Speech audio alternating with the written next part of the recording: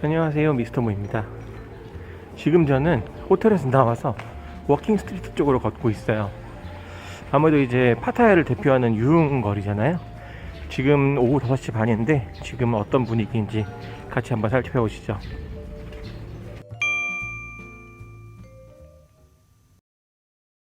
파타야는 푸켓과 더불어서 태국을 대표하는 가장 유명한 1세대 휴양지로 잘 알려져 있습니다.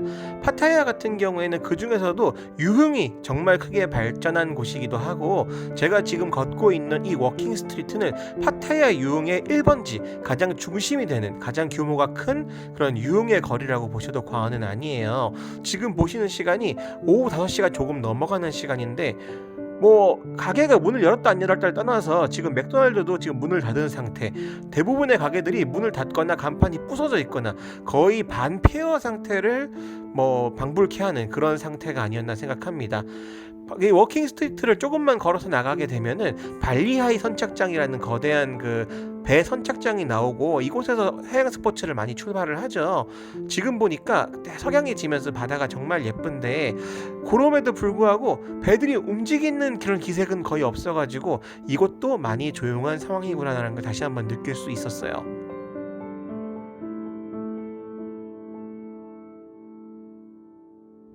저는 지금 파타야의 가장 중심에 있는 그 항구, 발리하이라는 항구에 나와 있습니다.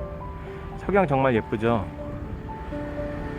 파타야에 오시면은 특히나 해양 스포츠하러 오실 때 저 파타야 시티라는 글씨는 한 번씩 보시는 것 같아요.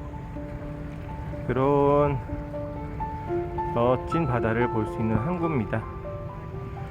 지금 제가 앞에 다운 영상에서 살짝 보여드렸지만 지금 워킹 스트리트를 지나서 왔단 말이에요, 제가. 근데 워킹 스트리트가 예전 같지는 않죠, 확실히. 지금 오후 5시밖에 안 됐기 때문일 수도 있지만 그 전에 좀 폐허가 된다는 느낌도 좀 있어요. 건물들이 막 지금 장사도 안 하고 있을 뿐더러 관리가 전혀 안 돼 있는 곳들도 꽤 있어가지고 예전 같지는 않구나, 확실히 지금 바이러스 영향이 많이 심하구나라는 걸 한 번 더 느끼게 된 것 같습니다.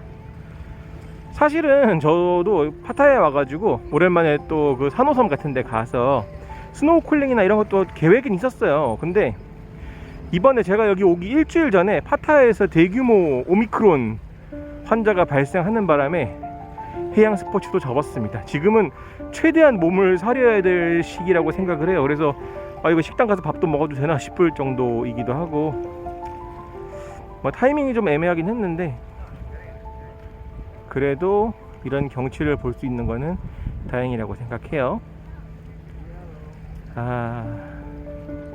확실히 코시국이란 느낌이 좀 팍팍 드는 것 같습니다.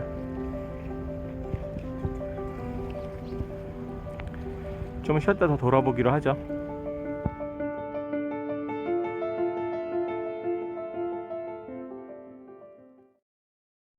방금 현장 멘트에서도 살짝 언급을 했지만, 제가 갔던 시기에 파타야에는 오미크론 환자가 대거 발생을 했었어요. 그렇기 때문에 더더욱 사람이 없었던 것 같다는 느낌도 있었고요. 더불어서 이제 워킹 스트리트라든지 주변에 그 외에 그런 가게들도 많이 닫았거나 아니면은 폐업을 한 상태, 관리가 전혀 되지 않기 때문에 간판도 막 부서진 상태, 이런 것들이 좀 많이 아쉽게 다가오긴 했어요. 제가 정말 좋아했던 가게인 비어가든조차도 장사를 안 하고 있더라고요. 그리고 주변에 있는 맥도날드들이 전부 다 문을 닫았고, 심지어는 몇몇 그 편의점 같은 경우에도 문을 닫은 상태였기 때문에 호텔 근처에서 편의점을 가기 위해서는 거의 한 500m? 400m에서 500m 정도를 걸어서 갈 수밖에 없는 굉장히 애매한 위치가 되어 버렸습니다. 그리고 지금 보시는 게 그 파타야의 밤 비치 모습이에요. 예전 같았으면은 여기서 앉아가지고 사람들이 맥주도 마시고 비치 구경도 하고 했을 텐데, 비치가 정말 조용하죠. 이때가 저녁 한 7시에서 8시 정도 됐을 텐데, 아무리 봐도 이제 예전 같다는 느낌은 확실히 안 든다 라고 보시면 좋을 것 같아요. 이때가 오미크론이 심했기 때문도 분명히 있을 거고, 코시국이기 때문에 어쩔 수 없다는 건 느낌이 있겠지만, 그 넘버원 휴양지였던 파타야가 이 분위기였다는 거는 이래저래 많이 아쉽죠. 워킹 스트리트를 나와서 주변에 시내를 좀 걸어봤는데 주변의 시내도 마찬가지였어요. 대부분의 가게들이 문을 닫거나 아니면 휴업 아니면 폐업한 상태였기 때문에 당장 저녁 식사를 어디서 먹어야 될지부터 이래저래 걱정이 많았습니다. 참 코시국이라는 게 문제가 많긴 하더라고요. 다시 워킹 스트리트로 들어와 봤는데 가게가 모두 다 문을 닫은 건 다행히도 아니더라고요. 보니까 일부 클럽이라든지 아니면 일부 술집들이 열어 있었는데 제가 대충 세보니까 가게를 연 곳이 전체 중에 10군데도 채 되지 않아요. 그 정도로 지금 파타야의 워킹 스트리트는 많이 심각한 상태가 아니었나 생각을 합니다.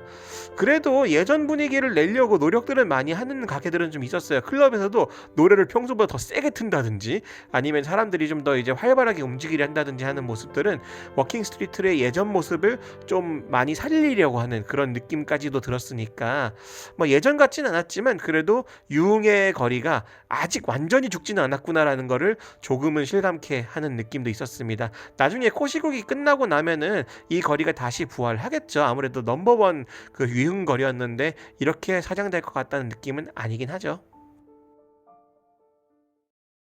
자, 어떻게 보셨습니까? 지금까지 파타야의 워킹 스트리트와 그 발리하이 그 선착장에 대해서 한번 영상을 담아봤는데요. 사실 이제 파타야의 최고 유흥거리라고 불리는 워킹 스트리트였지만 영상에서도 보셨다시피 사실 반폐허 상태가 아니었나 싶을 정도로 뭐가 없었어요. 굉장히 조용했고 그리고 굉장히 쓸쓸한 그런 분위기가 아니었나 개인적으로 생각을 해요. 물론 이제 오픈한 가게들이 일부 있지만 손님이 있는 곳은 그 중에서도 굉장히 제한적이었어요. 제 기억이 맞다면은 어느 정도 좀 붐빈다 싶은 가게들은 넓고 많은 가게들 중에서 고작 5개, 6개 정도밖에 되지 않아서 예전 분위기는 확실히 아니었다라고는 말씀드릴 수 있을 것 같습니다. 또한 저도 이제 파타야에서 이제 간단하게 물놀이라도 좀 해보려고 이제 발리하이 선착장이라든지 근처를 통해서 이제 바다로 나가는 루트를 한번 확인을 해봤었는데 공교롭게도 지금 역시 이 시국에는 바다로 나가는 건 많이 어려웠어요. 물론 이제 열심히 찾다 보면은 가는 보트나 아니면은 3호선 같은 데 갈 수 있는 방법이 없는 건 아니겠지만 이제 제가 평소에 알고 있던 루트로는 갈 수가 없더라고요. 그래가지고 그냥 선착장만 보고 그냥 랜드마크만 보고 돌아올 수밖에 없었던 게 많이 아쉽기는 해요. 이제 다음날이라든지 다다음날 제가 예약을 해가지고 좀 3호섬의 아름다운 바다를 보여드릴 수 있으면 얼마나 좋았을까 하는 아쉬움은 많이 남습니다. 지금까지 미스터 모였고요. 다음 편에서도 파타야 이야기로 계속 이어져 보도록 하겠습니다. 감사합니다.